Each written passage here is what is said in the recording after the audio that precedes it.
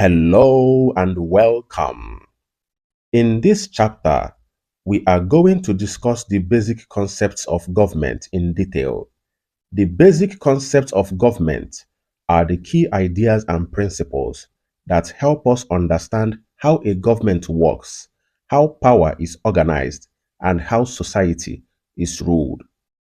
The most important concepts we are going to look at in this chapter are: number one, power; number two, authority; number three, legitimacy; number four, sovereignty; number five, society; number six, state; and number seven, nation. But we will only look at power and authority. The rest will be in the next videos. What is power? Power is the ability to enforce and compel obedience from others. I will take it again. Power is the ability to enforce and compel obedience from others. It is also the ability of a person or group to force others to do what they would not normally do. In every political system, the exercise of power is usually in the hands of a few people, such as rulers, leaders, or political elites. These people may use power to reward loyal citizens or to punish those who disobey. Power can be used in two ways. It can be positive when it is applied to maintain law, order, and peace in society, such as when a government uses its power to provide security. On the other hand, power can be negative when it is used to oppress, intimidate, or exploit a people, as seen in situations where dictators unfairly jail or silence citizens. The important thing to note is that power is not the same as respect or influence. Someone may have influence over others, but real power goes further because it includes the ability to enforce decisions even against people's will. For example, a president ordering the military to protect the nation reflects the exercise of power.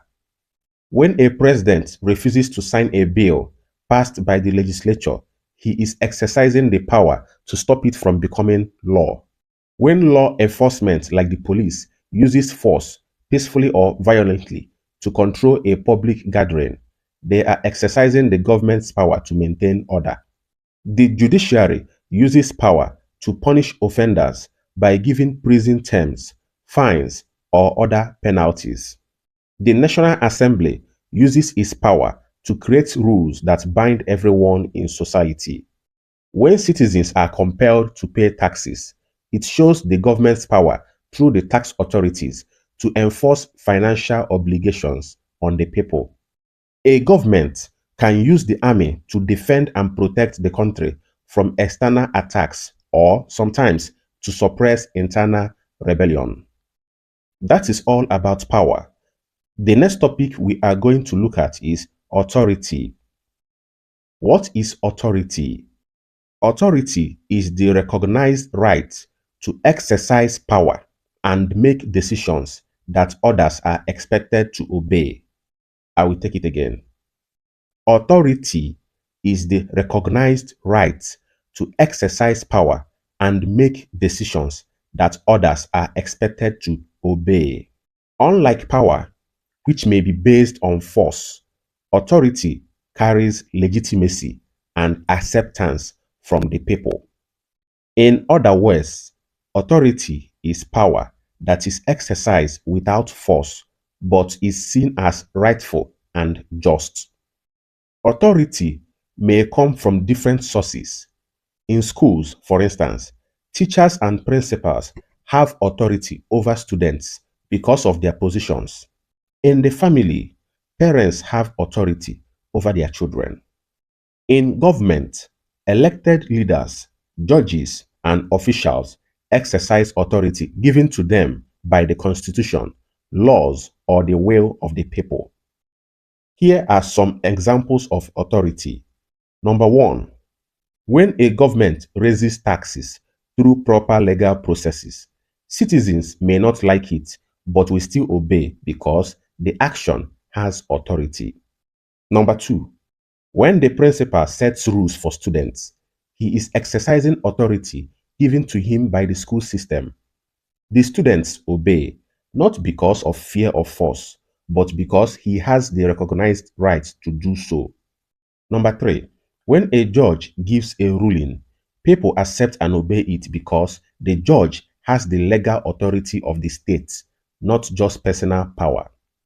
Number four, teachers give instructions, assign homework, and correct students because they have the authority granted by the school to teach and guide.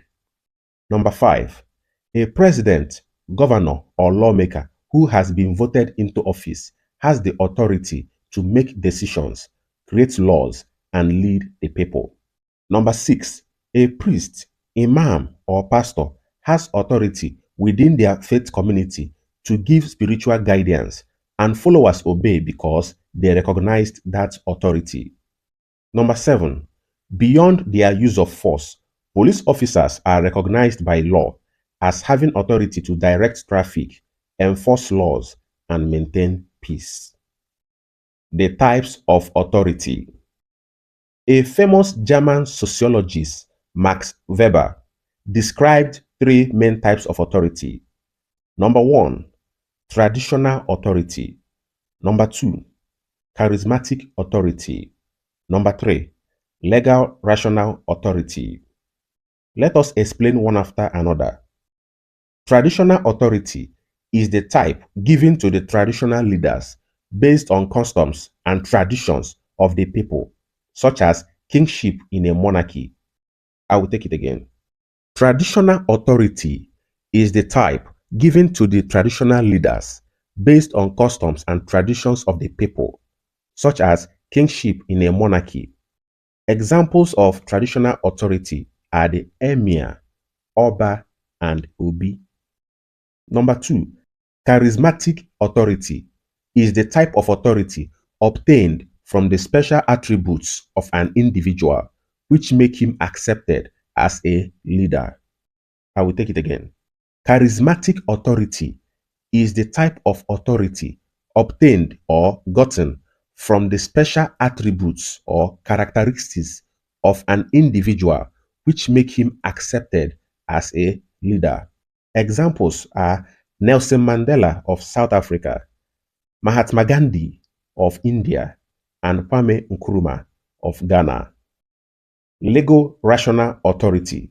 This is the most common in modern societies, exercised by the three arms of government which are derived from the constitution and elections of a democratic state. I will take it again. Legal rational authority is the most common in modern societies, exercised by the three arms of government which are derived from the constitution and elections of a democratic state. Other types of authority are 1. De facto authority, and 2. De jure authority. De facto authority. De facto authority happens when someone has power and people obey him, even though he is not legally recognized. I will take it again. De facto authority happens when someone has power and people obey him, even though he is not legally recognized.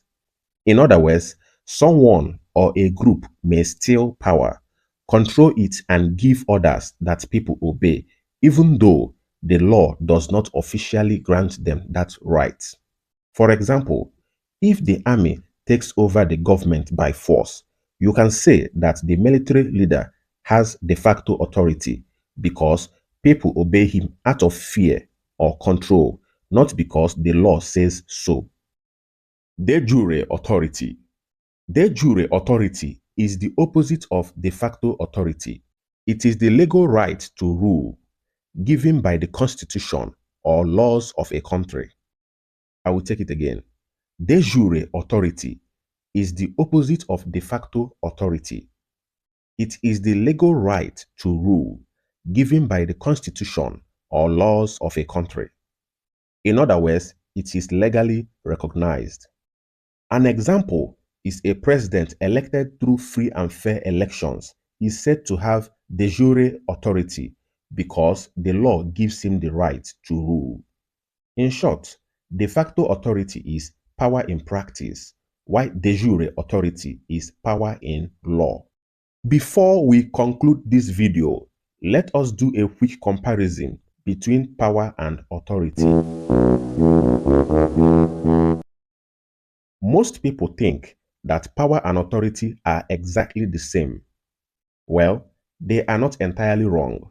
Both are related, but not the same. Number one, power is the ability to influence, control, or compel others to do something, whether they agree or not. Authority is the recognized right to exercise power and make decisions that people accept and obey. Number two, power is often based on force, coercion, or influence. Authority, however, is based on legitimacy, laws, customs, or acceptance by the people. Number three, power may not always be accepted by the people. For example, a dictator forcing citizens to obey. Authority, on the other hand, is usually respected and obeyed willingly because it is seen as rightful. Number four, power that relies only on force may not last long because people may resist or rebel.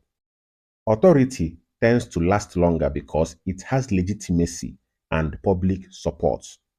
Number five, an example of power is a military ruler who seizes control but may lack authority. A president elected by the people has both power and authority because citizens recognize his right to rule. Having known this, let me show you the many ways the questions could appear in your exams before we call it a video. For theoretical questions, number one, what is political authority? Number two, explain the term authority. Number three, what are the main sources of political authority? For objective questions, number one, the right to direct and command people is A. Authority, B. Power, C. Legality, D. Legitimacy. What could be the answer? Is it A. Authority? Is it B. Power? Is it C. Legality? Is it D. Legitimacy? Look at the questions very well before you answer. The right to direct and command people is, the answer is authority. Authority gives you the right to direct and command people. Number two, the ability to command obedience is called A. Authority, B. Influence, C. Legitimacy, D. Mobilization. This question is similar to the first question. So the answer is A. Authority. Number three, which of the following is a source of political power? A. Gerrymandering, B. Election, C. Filibuster, D. Immunity. For you to answer this question, you have to know the meaning of gerrymandering and filibuster. Gerrymandering is the manipulation of boundaries of an electoral constituency in order to favor one party or class. Filibuster, on the other hand, is one who prevents the passage of a bill by making a long speech in legislature. So let us go back to the question. Which of the following is a source of political power? It means, where does political power comes from? The main source of political power, is it gerrymandering, election, filibuster, or immunity? The answer is election. 4. Political authority is the A. Legitimate right to exercise political power. B. Ability to control political behavior. C. Right to participate in political campaigns. D. Right to form political parties. For you to answer this question, you have to look through the options carefully. Political authority is it A. Legitimate right to exercise political power. B. Ability to control political behavior. C. The right to participate in political campaigns. D. The right to form political parties. The answer is A. The legitimate right to exercise political power. Just so you know, anything authority has to be legitimate and rightful. Number 5. Power is transformed into legal authority through A. Force. B. Prayers. C. Influence. D. Legitimacy. What is the answer? Can power be transformed into legal authority through force? The answer is no. Is it through prayers? The answer is no. Is it through influence? The answer is no. Is it through legitimacy? Yes, the answer is legitimacy. Number 6, the right to rule based on norms, customs, and conventions of the people is referred to as A. Legal authority. B. Charismatic authority. C. Rational authority. D. Traditional authority. From the question, you would know the answer. The question says, the right to rule based on norms, customs, and conventions of the people. The answer is D. Traditional authority. Number 7, authority means A. An automatic right to be obeyed. B. Legitimate right to be obeyed. C. A civic right to obey others. D. A civic right to be obeyed. What is the answer? The answer is B. Legitimate right to be obeyed. Number 8. The sum total of authority in a state unrestrained or unlimited by law is A. Monarchy. B. Society. C. Oligarchy. D. Sovereignty. The question is, the sum total or the total of authority in a state unrestrained or unlimited by law is A. Monarchy. B. Society. C. Oligarchy. D. Sovereignty. The answer is D. Sovereignty. I hope this topic makes sense. If you are still confused, please kindly leave a comment in the comment section and I will gladly answer your questions. In the next video, we are going to treat legitimacy and sovereignty. Thank you very much.